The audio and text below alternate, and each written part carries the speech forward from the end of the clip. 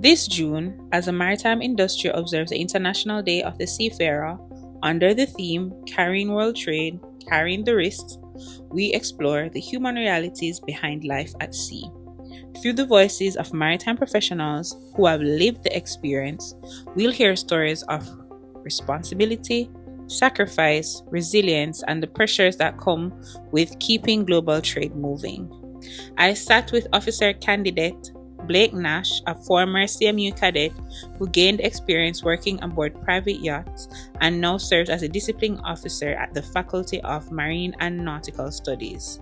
He offers a candid look inside the realities behind the luxury image of yachting and explains why professionalism, discipline, and adaptability are essential for success at sea.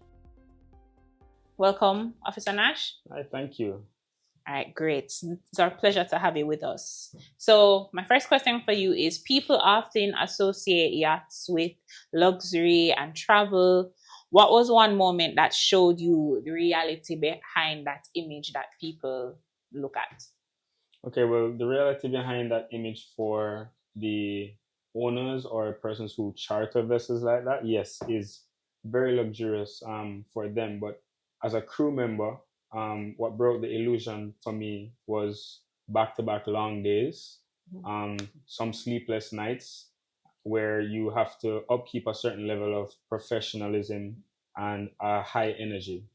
So I remember finishing late at night sometimes before waking up earlier than the persons on board to get the vessel ready for the next day. So precision, endurance, and service at the highest level is really and truly what you upkeep on a day-to-day basis. So it taught me that what people see is just the final product, and what they don't see is really the discipline and the sacrifice that crew members have to portray. Okay. Can you tell us what your role is aboard the yacht? Okay, yes, good question. So while I was on board a small vessel. It was about 19.5 meters.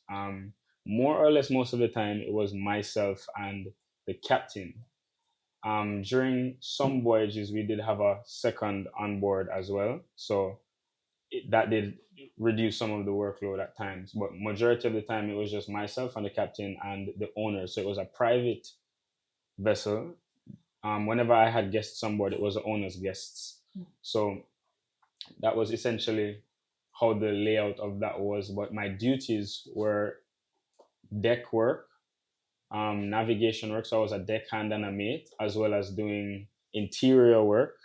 So the whole salon area cleaning, helping with food, servicing, as well as engine maintenance, assisting the captain in anything to do with the engine room. Okay. What part of working on yachts do people rarely see or understand? I feel like you would have started to, address that. So to just give us more like in-depth service at the highest level. What does that look like broken down? Okay, so it is a lot of, not a lot at times, but sometimes it is quite a bit of pressure, where you do have to pay very keen attention to detail. And that goes down to everything. Like, if touching on the service at the highest level, if you're serving a group of people, even as much as an empty beer bottle being left on a table is just a no. To ask for a replenished drink is of importance, because the guests expect that. It's not that they're going to go out of their way to ask you for certain things. They expect a certain level of professionalism on board.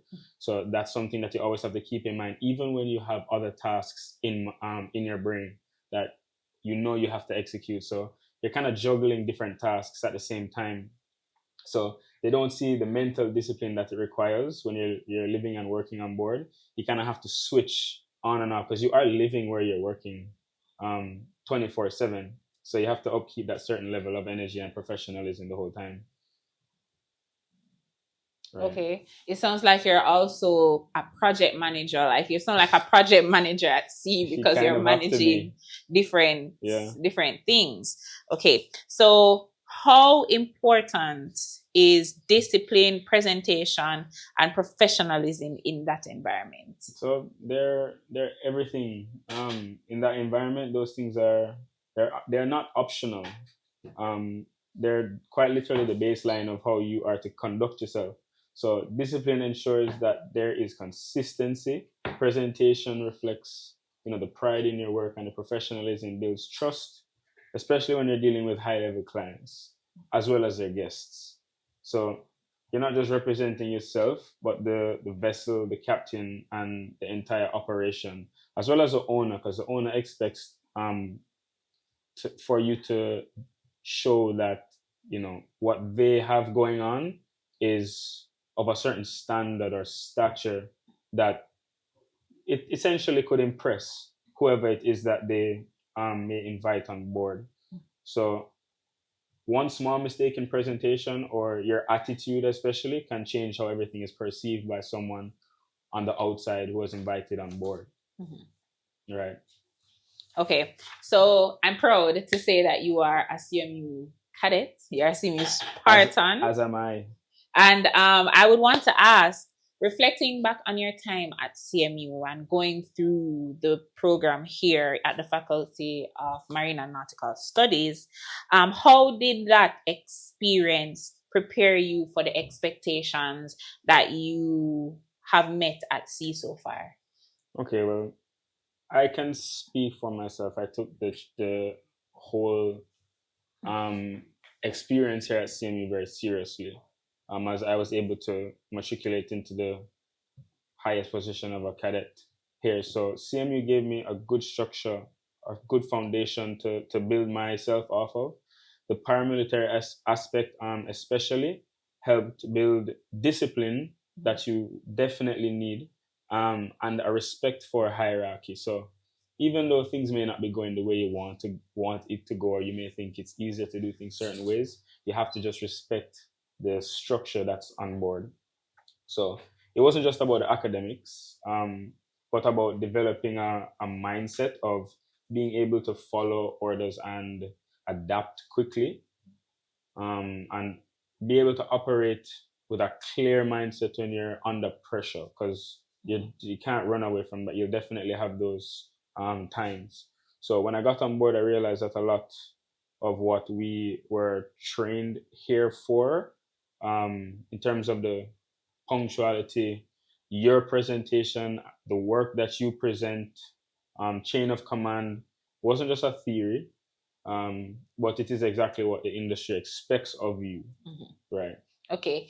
I want to deviate just a little. I know that you would have shared that, it prepares you for the hard skills like the discipline, the presentation, respecting like authority and that chain of command. What did CMU, how did they help you and equip you in terms of mental health and just managing like the pressures that you would see at sea or just as you're executing your duties?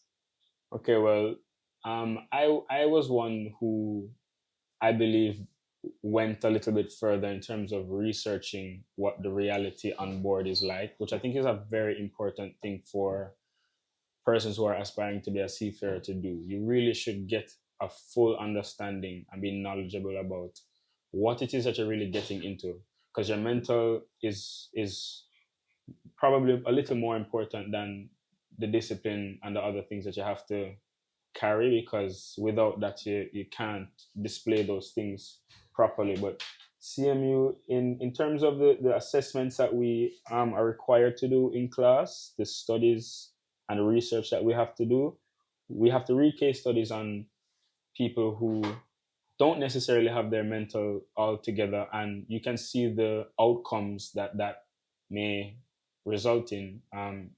So I think that's really what, you're able to think back on real life situations to try and not end up in those situations. Okay.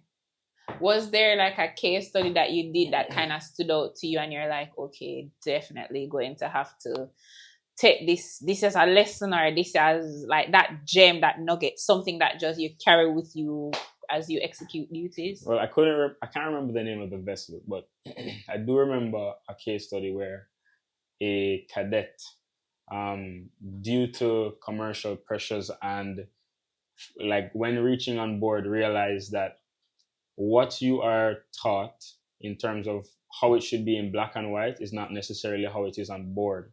And in them not having a strong personality to be able to tell their superiors, hey, safety, for me is of paramount importance. So for you to be sending me into, enclosed spaces that weren't tested before, into, cargo areas that may not be secured, could cause, a fatality for myself.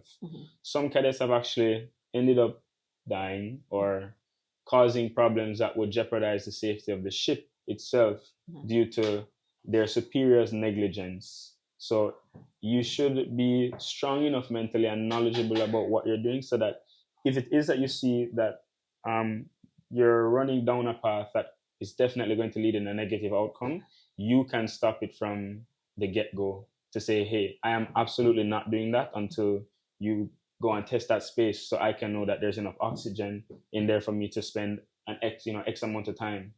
So it's very good for you to be aware, so situationally aware of what's going on. Okay. All right. So you have maritime experience. I want to ask, how has your maritime experience influenced the way you now approach discipline and student development at CMU in your role as a discipline officer?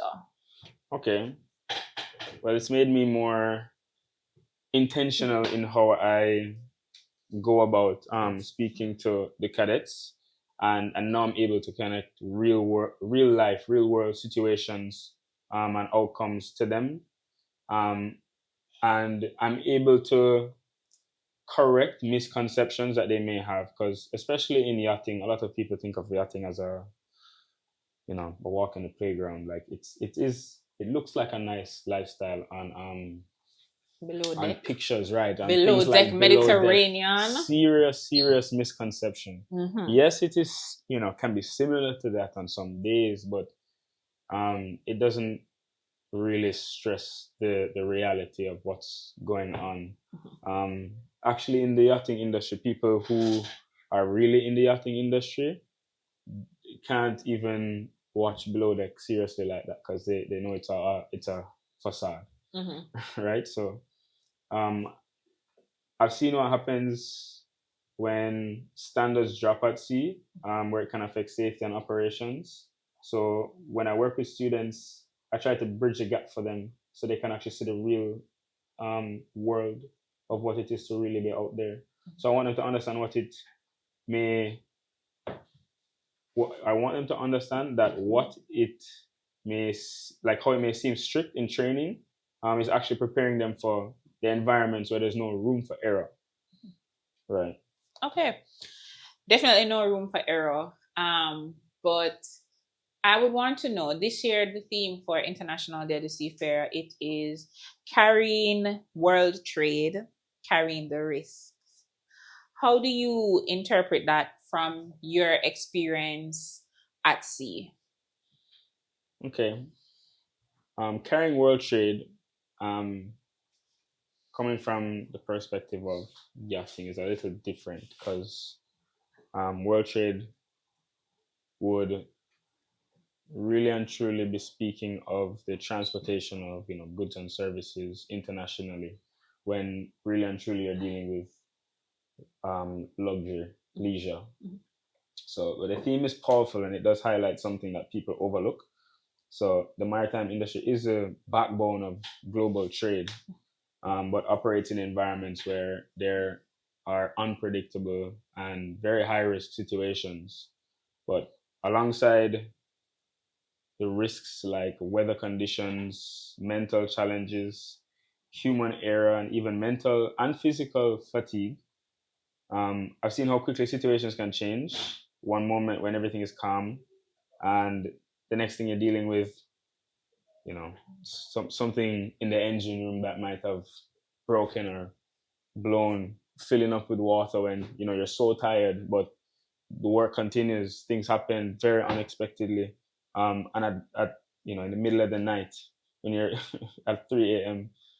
So the risks are will always be present. It's a very unpredictable career. So there is also a level of like invisible, sorry, not invincible, invisible pressure that you will feel. And people on land don't always realize that seafarers are constantly managing risks when ensuring that operations continue to run smoothly. So whether it's a cargo ship or a yacht, the principle is the same.